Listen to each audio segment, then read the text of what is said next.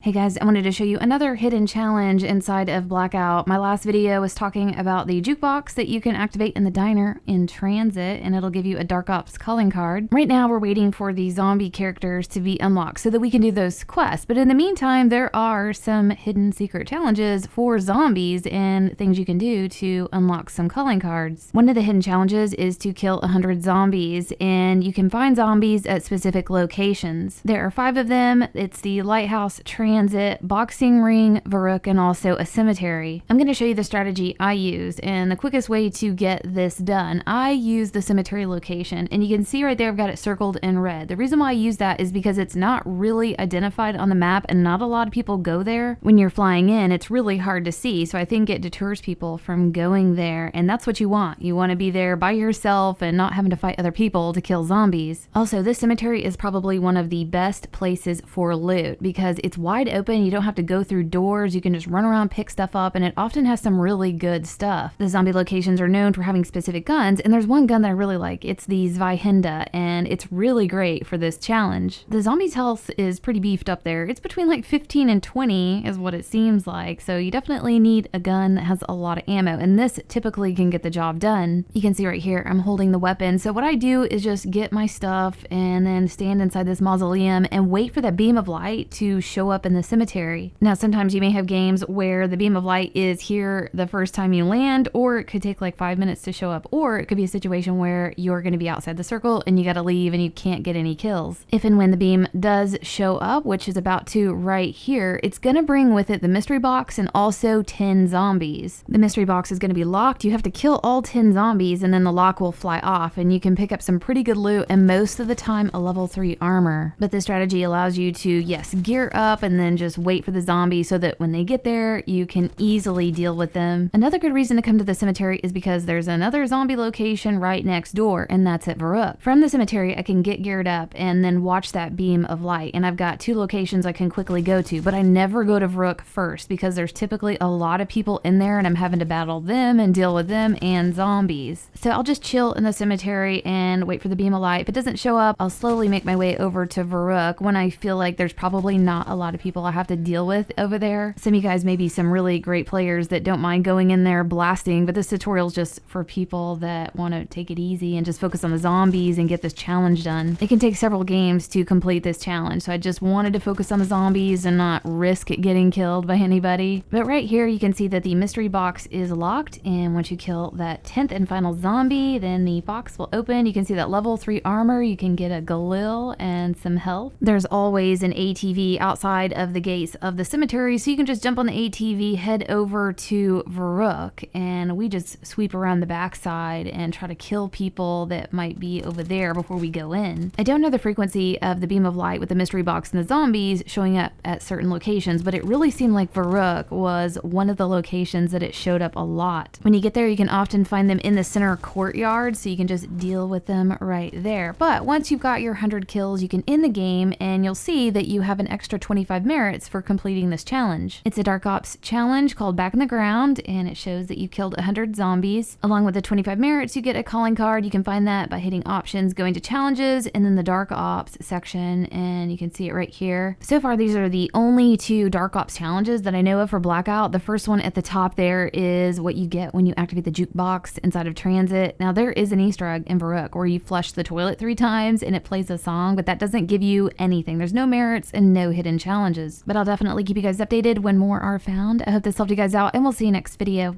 Thank you for watching Glitching Queen's video. Hoorah!